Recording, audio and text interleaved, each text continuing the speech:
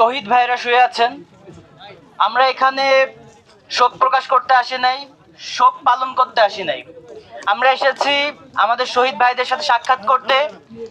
তাদেরকে যে প্রতিশ্রুতি দিয়েছিলাম সেই প্রতিশ্রুতির পুনরাবৃত্তি করতে, তাদের যে রেখে যাওয়া কাজ, তাদের যে রেখে যাওয়া দায়িত্ব, সেই দায়িত্ব পালনের প্রতিশ্রুতির পুনরাবৃত্তি করতে। আর একটা বিষয়, তাদেরকে আবারও আমরা তাদের সাথে সাক্ষাৎ করে আমরা তাদেরকে প্রতিশ্রুতি দিতে চাই যে আমাদের শহীদ ভাইদেরকে, আমাদের সাথী ভাইদেরকে যারা খুন করেছে, খুনি হাসিনা, খুনি লীগ, তাদের বিচার এই বাংলার জমিনেই হবে ইনশাআল্লাহ।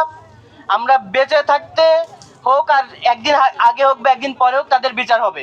লীগের বিচার তো হবেই, সেই সাথে এই রাষ্ট্রের সার্বভৌমত্বের জন্য আমাদের ভাইয়েরা যে শহীদ হলো, রক্ত দিল, তাদের রক্তের উপর দিয়ে যারা আজ ক্ষমতায় বসেছে, ইতিপূর্বে বসেছিল এবং এখনো বসেছে, তারা সে রাষ্ট্রের দায়িত্বশীলতার জায়গা থেকে ইচ্ছায় হোক অনিচ্ছায় হোক, তারা যে ব্যর্থতার পরিচয় দিচ্ছে, তারা যদি ব্যর্থতার থেকে সরে না আসে, তারা যদি অনুশোচনা না করে এবং চেষ্টা না করে, তাহলে লীগের চেয়েও করুণ পরিণতি জাতির গাদ্দার হিসেবে এদেরকেও কাঠগড়ায় দাঁড় করানো হবে এবং এদেরকেও বিচারের মুখোমুখি করা হবে ইনশাল্লাহ।